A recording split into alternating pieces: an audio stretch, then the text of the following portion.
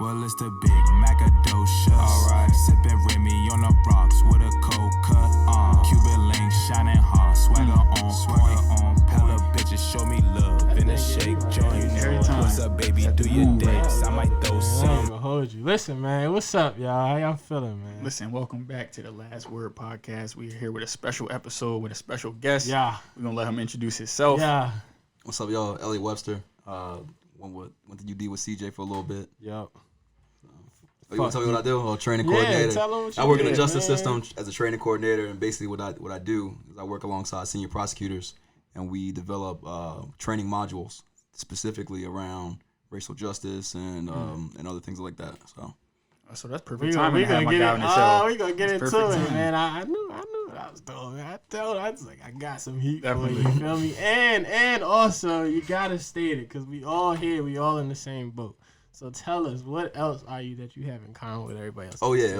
I'm part of I'm a father now. Hey, clap it up. Can I get a round of applause? Another You know black what I'm father. saying? Another black father. Appreciate it. Dad in the building. Boy, dad, You yeah. feel me? Yeah, Congratulations, yeah, man. 3-month-old. So it's a Yeah, blessing. It's bro. beautiful right now. That's dope. Congrats, man. Listen, man. So we got all different. So you got 3 months. You got 18. We got 6. He'll be 6 this year. 6. Yeah. Damn, bro. We got a lot of different knowledge, a lot of different experiences. We are gonna get into it. This episode is the Black Lives Matter episode, Father's Day edition. So, a big shout out in advance to all of the fathers playing an active role, not letting any obstacles get in the way of, spending time with their kids. So, we got to get off the disclaimers. We got to make sure, my guy knows the rules to the show. So there's only 2 rules on this show. For everybody that's watching that's new, if your feelings are hurt by any topic we discuss, that just means you're guilty of charge. And if it don't apply, just let it fly. You feel me? It's that simple. It's simple. Man. I still want to keep doing it. I want to do it every episode. Yes, sir. We got to shout out our healthcare workers that are, pretty much really going through this pandemic. Front lines. Front Lanisa, that's somebody we definitely know. Yeah, shout out to Lisa. Chanel, it's a lot more people, but I just wanted to say that, I know the weather's getting nice and people are like thinking like Corona just disappeared. COVID-19 is still here, it's still prominent, still active, and it's going to be very interesting to see how things play out, especially with the amount of large gatherings we're having across the nation for good reasons, but it's definitely a worrisome topic. So should we get into it? Should we start this off? You got any quotes for us, man? Yes, this week, man. we I definitely need some always got a inspiration. quote, man. I really like this quote. I feel like this quote applies to a lot of different things. But the quote of the week: "The child who is not embraced by the village will burn it down to feel its warmth." I'm gonna say it again because that's heavy. That's me, right? Bomb drop. The child who is not embraced by the village will burn it down to feel its warmth. Like, I don't know how else to say it, man, but that's real, and I feel like it's definitely real given the times that we're right in. now. It's like, People are really frustrated, and then you have this group of the majority that is kind of questioning why the antics or the tactics that are happening are why they're happening. And it's just because people have not been heard in a way that they feel equitable and suitable. And so now they're reacting in ways that they know they can get a response from you. Exactly. So I'm just curious, to kind of get, both of your perspective. I want to start with you, Elliot. Okay. I want to get your perspective as far as, pretty much how is this affecting you? Like, how is it affecting, like, your mental health? Is it affecting your family? Is it affecting your personal life, your career? Just like a quick little briefing of just how you feeling right now. Yeah, no doubt. It's definitely complicated. There's days where I'm like kind of just enraged, but can't look away from the TV.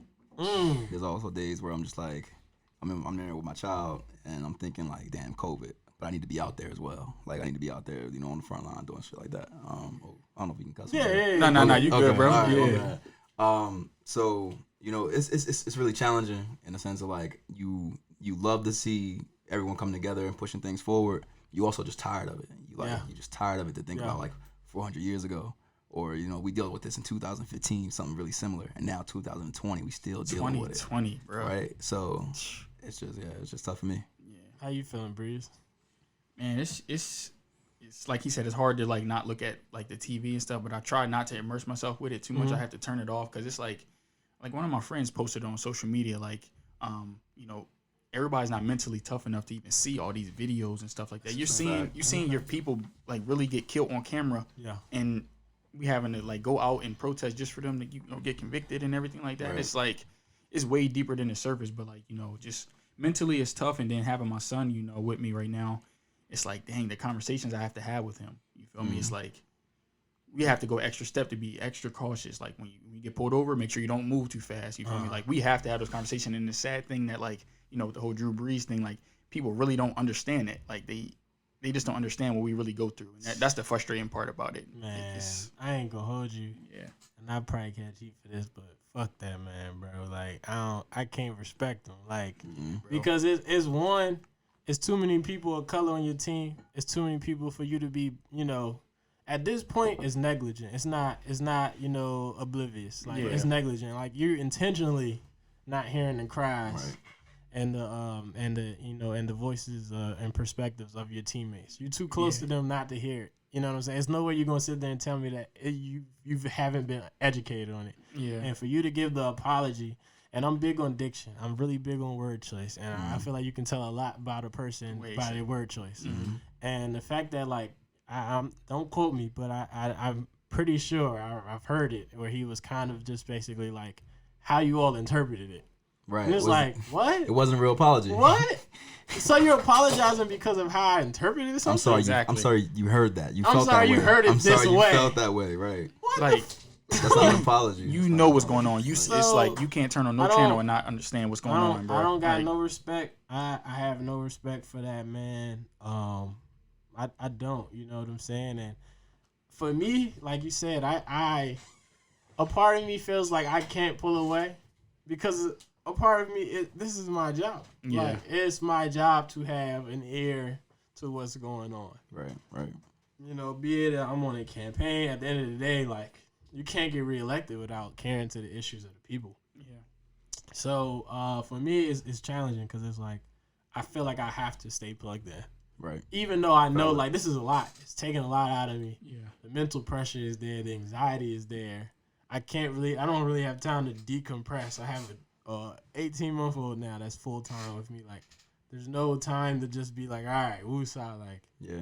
So that it's real, man. I know it's affecting me. I wanna ask you, being as though like some of the work you're doing already. I guess I want you to touch on. I guess kind of give me an example. So just to clarify for like our audience. So let's say a company or like let's say the state enacts like a diversity training for like all state employees. Does that go to your office? Is that like involved with you all at any extent? Like to what extent do you handle that? So in my office it's specific to prosecutors. Mm-hmm. So and one of the concepts or schools of thought that we're teaching right now is like progressive prosecution. Okay. So for too long the prosecutor and the police officer have been in the same pocket, right? In the hand to hand. And you hear all these stories about, the heavy-handed prosecutor that's giving you 20 years if you don't take the deal. For So right now we trying to, teach compassion, but also like just basic like understanding of like to see the black body as something human and not an object. So that's to some people, for like us, it sounds very easy. It sounds very like duh. But that's for us, yeah. Right. But that's for us because we live that. But I feel like prosecutors is like such a big piece in all of this. So it is. They got a lot of power. Yeah. Like how? I guess even from my knowledge, how do you become a prosecutor? And because at the end of the day, I feel like my personal opinion, you get to a certain point in your life or your age, like you can't really change how someone views something. Yeah. But how does someone become a prosecutor? Like I know how to become a lawyer, but how do you become a prosecutor? So after law school, they would apply to the government agencies, so the district attorney's office or the attorney general. And on the other side of the fence is defense attorneys. Okay. So PDs, public defenders. Mm-hmm. So those are two routes that people typically go when they go criminal law. Myself, I'm not a lawyer, but working around them, I know this information. After that, that first year in, it's just more so getting understanding, getting your feet wet, getting in the courtroom, you handle like little things like little misdemeanors and all that. Okay. But like the senior attorneys, those are the homicide prosecutors. Those are and things of that sort. The family violence, sexual assault, that type of stuff. Where I've been at and where I see is that there's a change in the mindset for most people.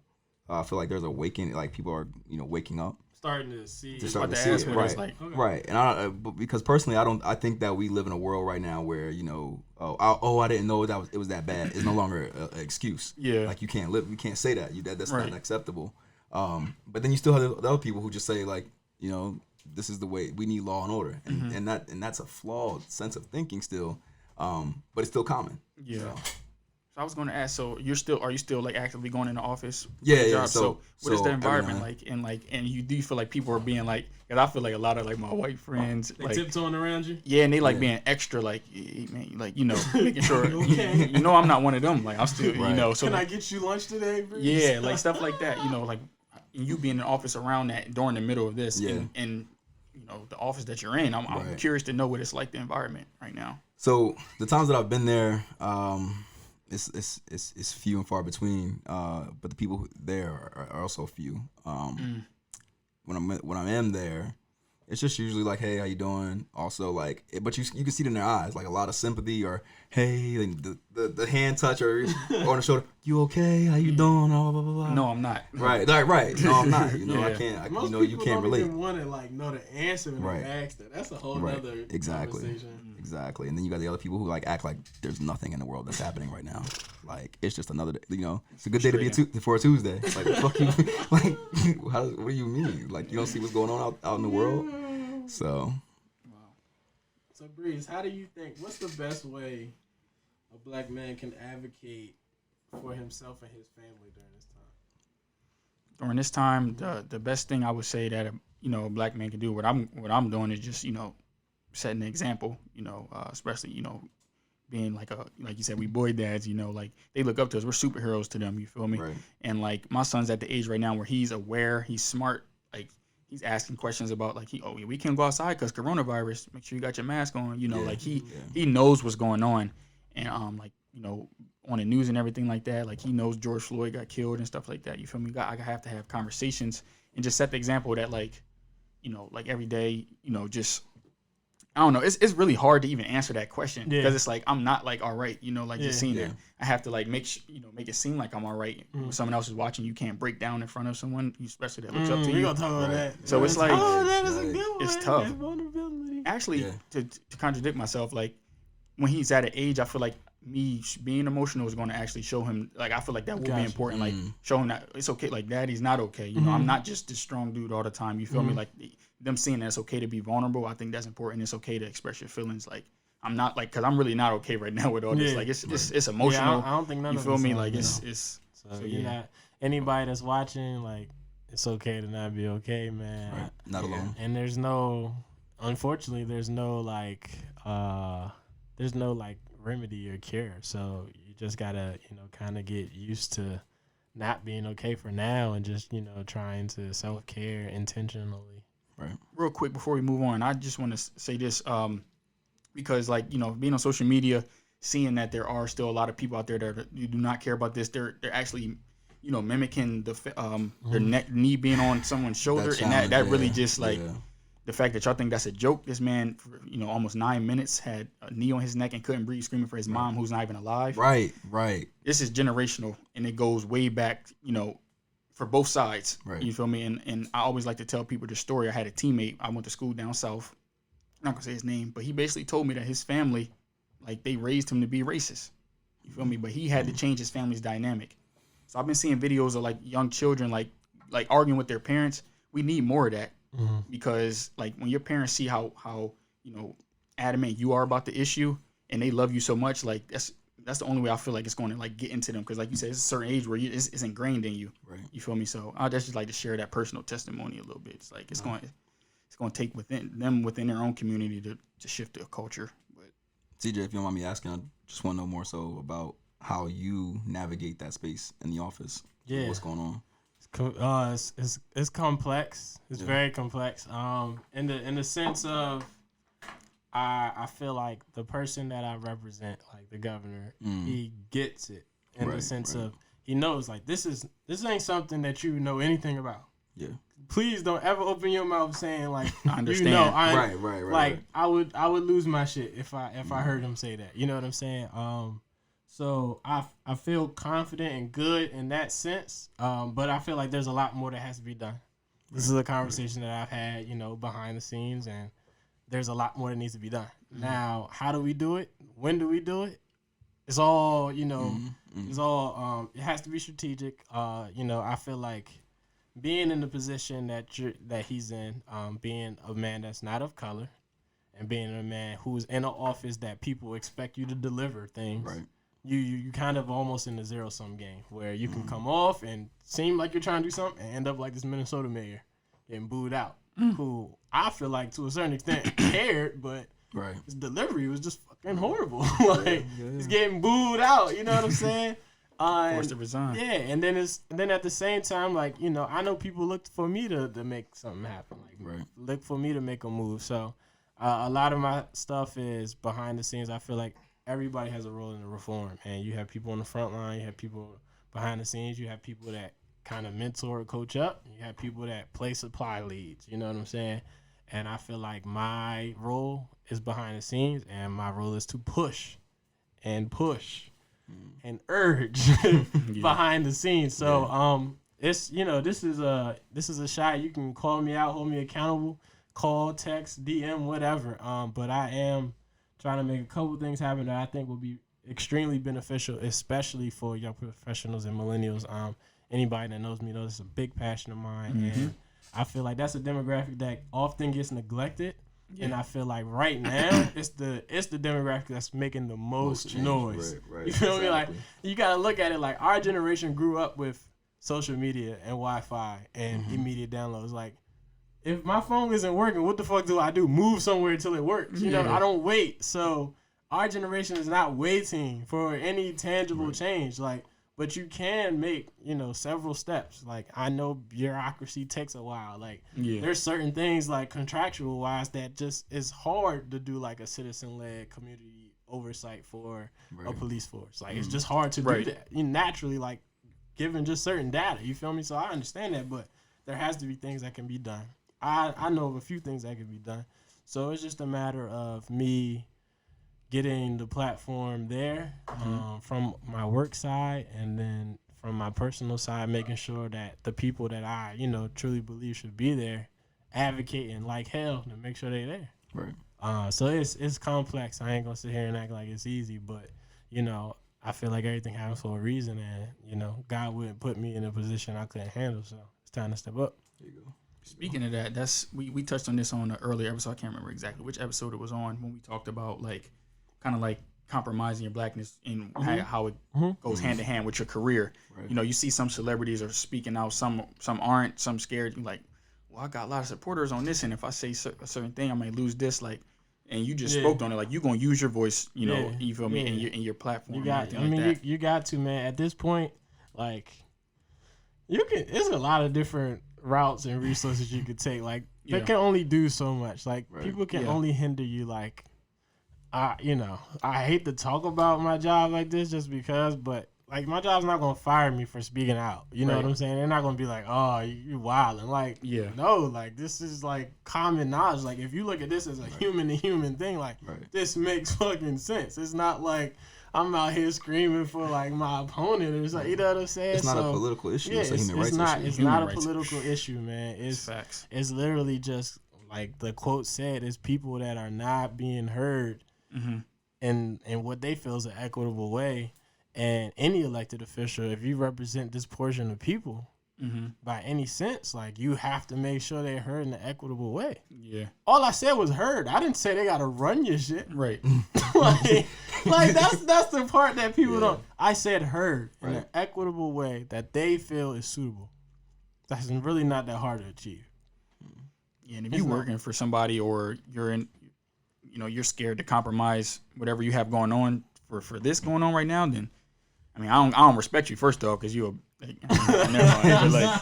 But you don't need to be working for that person or that organization if they're gonna fire you for saying something out, speaking on behalf of what's going on, white or black. You feel me? Like no matter what your race is. You gotta sleep at night. You know what I'm saying? Yeah. You gotta sleep at night. So I just commend anybody that is in positions that I'm in, you know what I'm saying, or just in that whole dilemma and is choosing to, go with their moral compass, you know what I'm saying? Because it's difficult. It's not easy, you know what I'm saying? Especially, like, if you know you providing for people, like, that's a hard pill to swallow. Yeah. I don't care. Like, I ain't sitting here saying I'm advocating for them, but I get it. Right. You know what I'm saying? Like, your rent not due next week. You know what I'm saying? Like, that's a whole different, like... Yeah. I want to see how many people would switch up, you know what I'm saying, when it's something like that. Like, so heat is on. Yeah. I don't really respect too many people bashing people like that in a situation, but I mean, it's very rare that you know everybody's situation. So it's a big thing not to judge or to jump to conclusions, but I get it, man. You gotta advocate. You gotta do it. It's necessary. Like people need to feel that pressure. It's always this phrase of like putting elected officials' feet to the fire, and I feel like for once that's actually happening, like nationwide. Like I've never seen it like this. Yeah. Like they're like, no, you gotta hold people accountable. I need an answer. Right. And I ain't waiting for you to go deal with your PR team to give me some fluff. I need to know now. I need an answer. Yeah. So I respect it, man. I want to get into action steps. So being as though you are directly working like and involved with this, like. Right. What do you think are some action steps that, can be done by, a regular person? What are some action steps that, you want to do that you want the people to hold you accountable for? Like, kind of just talk to us a little bit. Yeah, a lot of people, my bad to cut you off, because a lot of people don't know, like, there are some people that don't want to go out and protest and everything like that, and they want to know how else they can contribute to the, they care, but they don't know how. Yeah, so my bad to cut you off. Yeah, that's good. It's good. I'd say the first thing is, like, keep that same momentum. Okay. I think for too many years, we have police shootings or incidents where black people are laying motionless because someone shot them. And we live with that. We live with those names, Mike Brown, Trayvon Martin, George Floyd. But the rest of society doesn't. So it's very easy for them to forget that until, they remember something like the destruction. Like we remember Rodney King, but they remember the Watts riots. So, like, that's the thing. Like, so... Damn. So like bomb jock, nigga spitting. Yeah. So I'm saying, like, so keep that same momentum. Like, we out there. I was out there in the Philly protest this weekend, and I'm hoping to be out there next weekend. Like, just if I got the time. Right. So if you out there, like, it's not a I've been to this protest. Okay, check that off. I'm done. Yeah. That's the main thing. The other thing is, like, I don't let anybody like change the narrative or the direction of the movement, because like it's very easy for someone to say, oh, what about all the looting and what about all the destruction? Like, come on now, like, oh, violence never solved anything. Where did the real looting start? Right. Let's talk about that. We built this country. That's where the real looting started. Exactly. This country was built off of murder, bruh. Like, so, and then it was like, and then you stole it through murder. Then you built it off slavery, and then you secured it through war. So, like, that's the biggest thing. Listen, my guy Kasai Guthrie. Yeah. I wanted to make sure I pronounced it. This is my guy. He had a great way of breaking this down. So I'm gonna quote him. It says, saying, and I quote, "It's horrible that an innocent black man was killed, but destroying property is wrong. It's definitely not empathetic and compassionate. Try changing it to, it's horrible that property is being destroyed, but killing innocent black men has to stop." Right. By saying the first sentence, you're prioritizing materials over human life. Materials can be replaced. Human life cannot. The second sentence allows you to be compassionate and support racial equality while also being against the violence such as looting. Shout out to Kasai. That's real. Right. Bomb drop. He couldn't have said that. He couldn't have said that any better. That's real. That's my guy. I like that. And you touched on something since we, on quotes like how our country was built. Like I haven't even finished this book, but I knew the content of our episode this week, and I wanted to bring this and just share it. And I feel like you put it in the camera for me. Yeah, I don't know if you can see it. It's called Black Labor and White Wealth: The Search for Power and Economic Justice by Dr. Claude Anderson. I'm not even halfway through it, and it's just hitting me different. Like, he touches on, basically, he gives like an historical analysis and a financial blueprint for the future of Black, economic empowerment, and basically just like shows how this country was built on our labor, Right. and how white people used it to build the country. And he gives us tips and tricks on how we can basically take that back. It goes way deeper, and I haven't even finished the whole book, but I definitely recommend people, especially our people, read this book. Right. Just, for awakening, it's a time of awakening. You can research anything. We definitely need to educate ourselves more for sure. So I would say that's the next thing is like, after that, like get educated, know the system, like how, like we have to know the system to dismantle the system. So like you got to know how the government works. Right. You got to know how like the criminal justice system works. Peace. And that may take like you and I being in the government to like know it and be that and hold up that personal space. So that we can be agents of change. I feel like it's really chess, not checkers. Right. We was talking about this a little earlier. I feel like, as much as I agree and appreciate, putting people in uncomfortable situations, you can't persuade somebody by saying you're wrong, I'm right. No. The first natural instinct you're going to say is, I'm going to dig my heels in ground and prove why I'm right. You ain't even hearing nothing I'm saying, even if it makes sense. Yeah. Like, that's the crazy part with persuasion. You know what I'm saying? And I feel like Elliot said, it's definitely, you have to learn the game before you can take over the game. And that might not always be the most popular or sexy solution, but it's necessary. Student before being a teacher. You know what I'm saying? Right. Like, there was this quote, I think I dropped it a couple episodes, like, if your dreams are like capable in your lifetime, you're not dreaming big enough. Right. I don't expect millennial retention to be a nationwide priority before I die. I don't expect like how family court views an unfit mother versus unfit parent to be solved in my lifetime. But I do expect to make a certain amount of progress, and I do expect to put on the next person to carry that load. You know what I'm saying? So that's just a couple little insights into my life, but I definitely agree that you need people inside that understand this to really help you maneuver. Yeah. Because like you gotta be able to set these. You gotta be able to set people up. The best way to get somebody to do something is for them to do it without realizing it. Right. Sadly, you gotta make them feel like it was their own idea. Yeah, what? So I mean, listen. I wanna transition because I wanna get to know. I wanna get to know Elliot, and I wanna get to know Sabri a little better. So let's do it. I'm gonna put you on the hot seat, Breeze. Let's go. I'm gonna put you on the hot seat. What qualities are you looking for in a woman as it pertains to being in your child's life? So I'm just assuming, like, if this is your girl, like, what qualities or traits do she have to have? Like, this ain't no fucking negotiation. Yeah. And we're not working on your potential. The kid is already here. You know what I'm saying? So, like, what do you... Coming into that life. What do you expect? What are your standards? What do you want to see?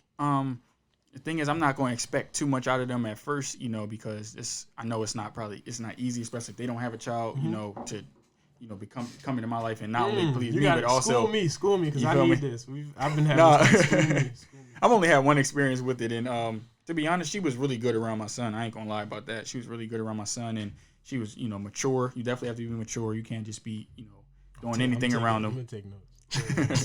I would say you definitely need to be patient though, and respect the boundaries and respect. You do need to have a conversation with whoever your partner is and let them know what you expect out of them. As far as disciplining your child and. When do you have that conversation? As soon as it's serious, I believe. Like, as soon as it's serious. I think when you know that's like gonna be something serious, you need to have that conversation. Like, hey, like, this is my son. This the way things are going right now. Definitely you can keep your ear open to their suggestions because they may know something you don't. Especially being a woman, they have a different nurturing gene about them that we don't have. But I would say just respect, the way I'm doing things and just be my support system. Yeah. I'm not asking you to, just become the mom, like stepmom right away. Right. You feel me? That's a whole different conversation. But I'm not asking too much. Just be mature. And be patient and understand that all my time not gonna be able to go to you all the time. You have to share it. You have to share me. Right. And I'm pretty simple when it comes to that though. So talk to me, man. You got a young one. Yeah. Are you still, for the people? Are you single? Are you still with the mother of your child? Yeah, I'm still with. He's taking, ladies. So. We got the womp womp. I don't know if we got that. I know they looking. They like, who that? Sick. This nigga came in here with the clean suit. Hey man. I respect I don't see the man. videos. I gotta, keep up with the standard. That's all. That's ready. all, man. Yo, I love it, man. I love the black nuclear families, man. Yes, sir. I'm proud of you for keeping that going, man. So just talk to me, man. Hey, I mean, technically, like, what traits do you admire? I'm gonna change the question. What traits do you admire about the mother of your child? I think the first thing is that she puts the child first, and it was never really a question, because like we'd been together, so it's us, and then a child comes involved, and I know that the first thing that she's thinking about is making sure that child is straight, and I can take that back seat. I'm cool with that. Like I enjoy that because I know that you care about my kid. That's the first thing, and then like everything else. I mean, if I'm looking at it, I mean the first thing that comes to mind is, can you cook? For some reason, like the first thing that comes to mind, like the whole episode, can you cook? Like that's what I need to know. Are you a nurturing type of person? But also like, do you like? I think one of the best things that we're working on right now is understanding like where we like continue to live our lives as parents. Okay. So originally it's a little bit more difficult because like, okay, we're both new to this. That's one thing. But whereas like, how do you settle down? Like, what does that look like from your angle, from my angle, and coming on? And you gotta get on the same page. Because for me, I'll be honest. For me, it was like, I can be a dad, but I can still live a life. So I can still go out and still do this, and not to say like go out and party, but like I can still go out with my friends. Your life's not over. Right, my life's not over. Right, and my child's still a part of that life. Originally, like for her angle, it was like I sit in my house, like this is my kid, and I'm gonna do all that. Yeah. So like we worked on it, and there's a nice like blend of like both. Where it's like we can have those family moments that are needed, but also we still have that life that we're tied to, like our friends and things of that sort. Right. So. That's what's up. Yeah, I think that's important. I just took a lot of notes. Come on. Appreciate y'all. Iron sharpen iron. We need each other. Y'all are making me realize some of the mistakes I have made in terms of my partners and stuff like that. Like I know for me, I have not been in a serious relationship since my kid, and like making that move to doing that, like it's a lot of me personally. I have put too much expectation, too many standards up front. So I'm glad to hear this. This is going to help me reevaluate and do a little things, a little better. So I'm gonna ask you, Breeze, and then I'm gonna answer. I don't think this is a question for my guy Eli, Black Nuclear Homes. You hear me? But I guess what struggles do you foresee in terms of dating when you have a child? Because you don't have the perfect one yet. Is that I'm single. Assumption? Okay, he's single. Single as a Pringle or just single? Single as a Pringle. Until somebody changes. Tell them what you like, real quick. Tell them what you Tell like. Tell them what you like. Facts. I just want to hear what you prefer. This the man what Breeze. You prefer? I'm gonna put you on the hot seat. Right. You like long walks on the beach? What's up, like, bro? Walks on the beach? I actually would like that. I have never done it. A studious type, or more so can work the room type? Ooh, that's a good question. Yeah. That might have to be this or that. That's still what I'd rather have, the studious type or somebody that can work the room. I feel like the person that can work the room already got that. They got that street smart about them. If they, you feel me, they got that hustler in them, and I love that. Like when a girl on her grind, like got her own business, that's different. Because it's like, dang, like she gonna make me go harder. You feel me? Listen, if you want to breathe, you gotta have some confidence. You feel me? Yeah, be secure for sure. So listen, what was the original question? Back to the original question. What struggles do you foresee? Yeah. In terms of dating when you have a child, like I don't know if it may be stereotypes. Maybe questions that you get tired of having to answer when you're not, in a relationship. Yeah. I don't know. I would say the struggles would have to be them actually, trusting me and knowing I'm not going to go back to my son's mother. I feel like that's a lot of stereotype. Like, oh, I know you still mess with you still got feelings for her and stuff like that. And at the end of the day, do that. Yeah, no, a lot of people do. And, you know, just I always get like, that's my issue with a lot of relationships. Like, nobody believes. I'm kind of like, I ain't gonna say too good to be true. I ain't like that, but like, they don't just believe nothing. Give me 2 minutes with these 4-page documents. I can pretty much reassure that. Yeah, I say struggle would probably be like as far as my lifestyle, just time and making time for my partner and everything like that. So like I'm a full-time dad mentally, of course, but like physically my son's only full-time in the summer. So that during that time, like you have to be able to, you know, diligently like, you know, work with my schedule and then my personal life and my business and everything like that. That's a whole nother thing. And then I got a kid too, so it's like definitely need somebody to be patient.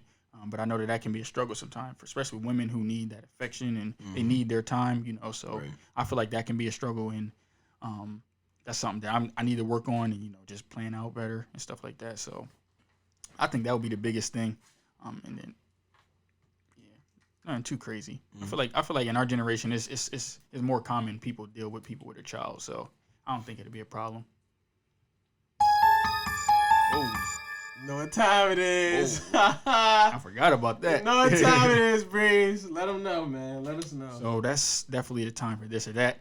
We already had a little pre this or that for you, so that's cool. We're gonna have to bring that one back. But for this one, you know, I want to know from y'all. Would you rather be loved or respected? You wanna go first? Let me go first.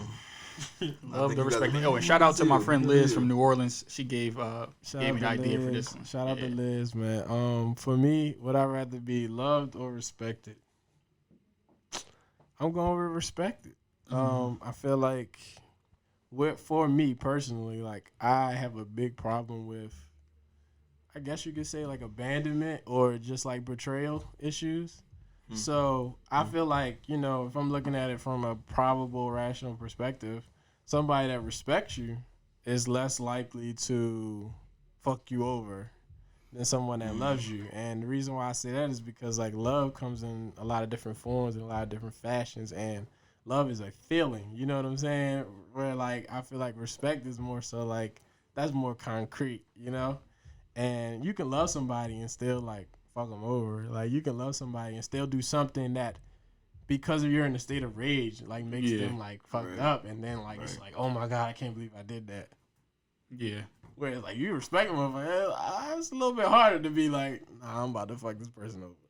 You know what I'm saying? So that's just me. Like I like the way you put that. Like I think it was another one that was like more so like love or loyalty. Like I was picking loyalty. Like, like loyalty, commitment, respect. Like those words have more meaning to me than love.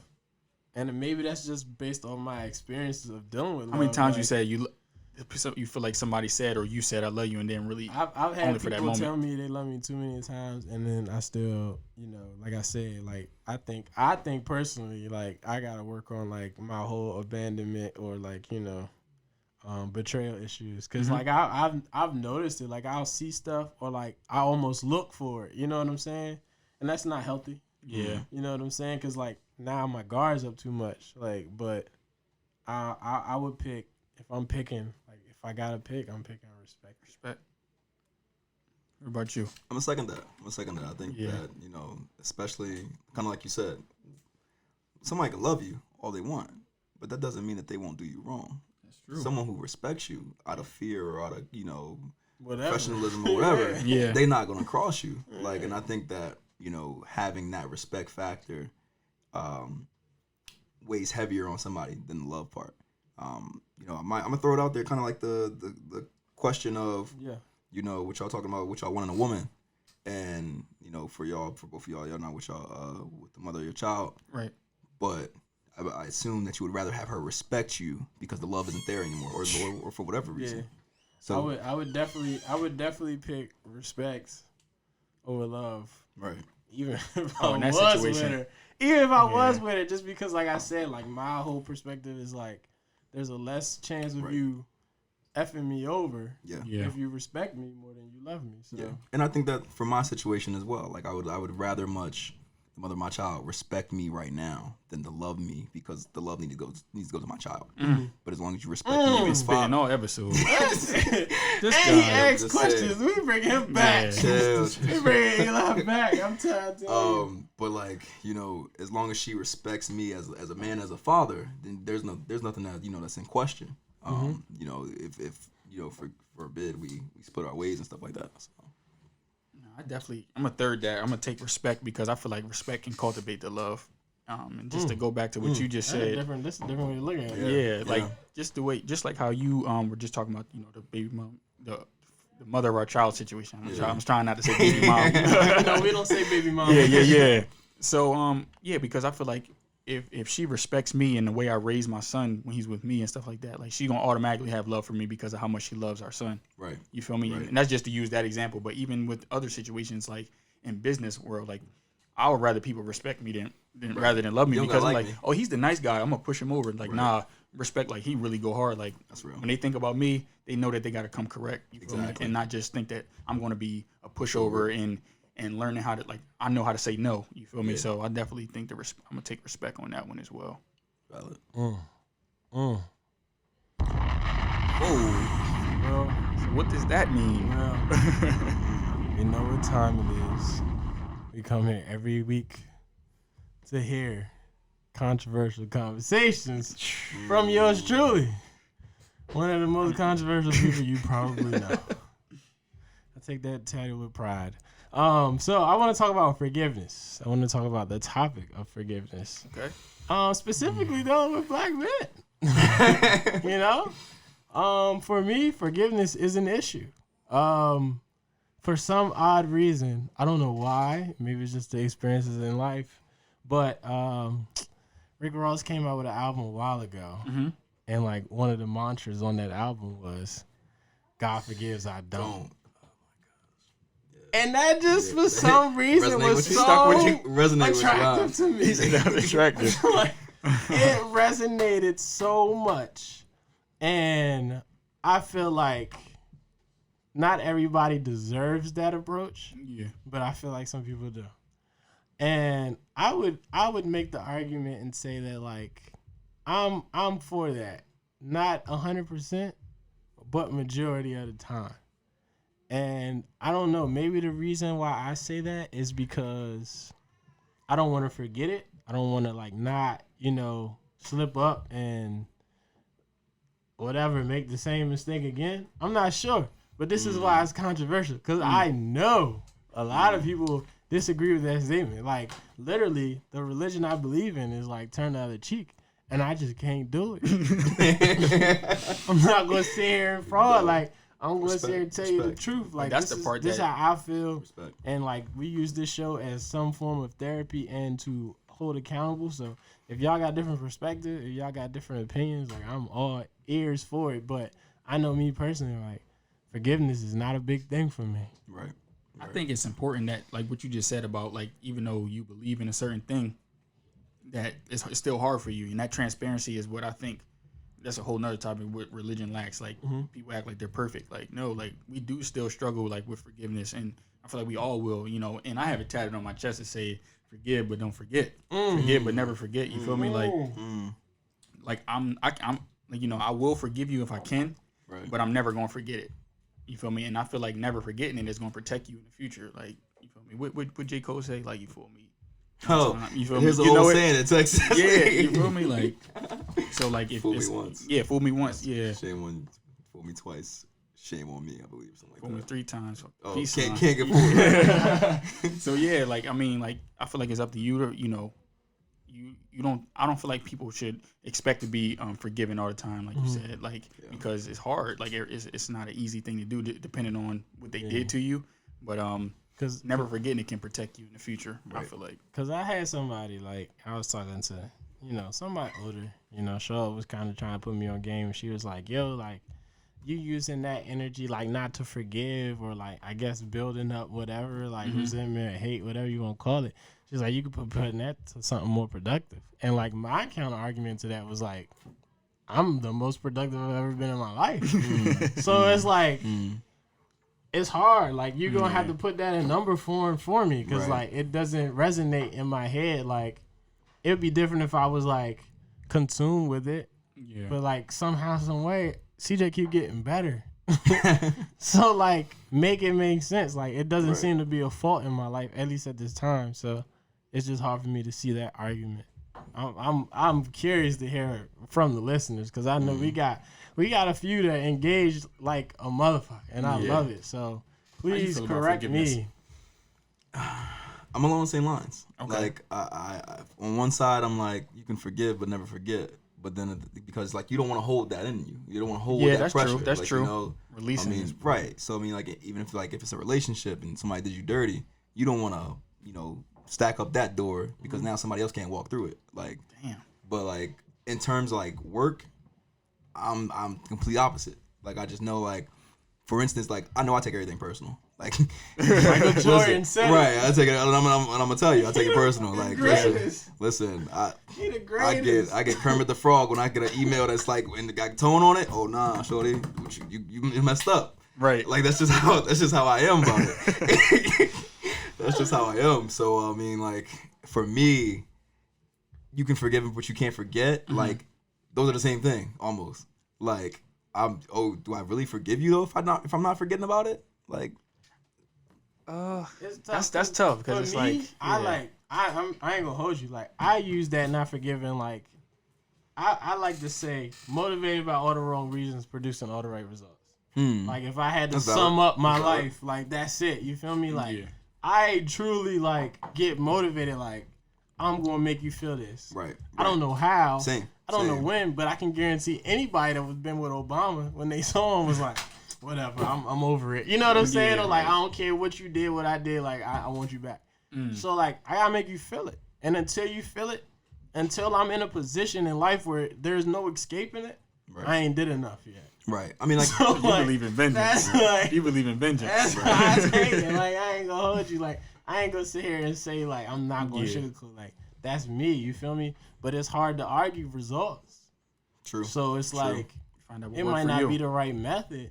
True. But if you're delivering right results, like, are you really mad at like your employee or your boss or your girl? Like, if it make you go harder, kid, no. Like, I don't know. That's a hard argument to make. Yeah. If it makes you go harder, then no. I feel like the way you do it is a healthy construct. Like, but if someone's like, it's just like sulking in it, like, oh, they did me dirty, blah, blah, blah. Like, woe is me. Like, you gotta kick rocks. Like, but if you see it as like, oh, y'all think I'm down and out, or y'all think I'm a chump. Okay, I'm gonna show y'all. Like, this is what it really is. And then you have that glory moment where it's like, told y'all, now what? That's definitely, definitely agree with you that like in relationships versus business world, you have to, it's a little different, it's a little different like gray line, but like going to a relationship thing, like I still believe in the forgive but never forget because, all right, say a girl that got done dirty by like every dude she been with, you don't want her to, you want her to forgive like that act of that. Like, I don't know, like personally forgive, I don't know, you feel me? But when she's in a relationship with you, say you the new dude, think about it from that perspective. You gotta like Eli was saying, like you don't be you naive. have to decide where you put that energy. You know what I'm saying? Like people get on me all the time. Like I pick, this is completely unreal. I pick Future as role model because Future made. You said, hold on. I can see it. Who is his role model? You mumbled that a little bit. You know what? I can see it. I pick Future as a role model because he turned pain into production. I'm not saying he's perfect. No. I wouldn't even want a role model that's perfect because I'm not going to be that. Right. I strictly say he's a role model for the principle of turning pain into production. That's it. I don't like all that other stuff because you can argue that Future ain't blow up until him and Sierra was done. You can make that argument. You could. I ain't saying it's right, but you can make it because like he went from whatever that album was to Monster. Right. Like, that, you know what I'm saying? That's when people started to really bang on him. So I'm just saying, being able to turn your pain into production is a trait that I admire. In terms of like forgive and forget, like I don't let trust issues or stuff that happened to me in the past hinder my relationships. I go into my relationship probably better or with a harder, clean slate or harder than before. You feel me? Like if anything, I try to make it work more. Yeah. Unfortunately, like that has. Everybody don't think like that.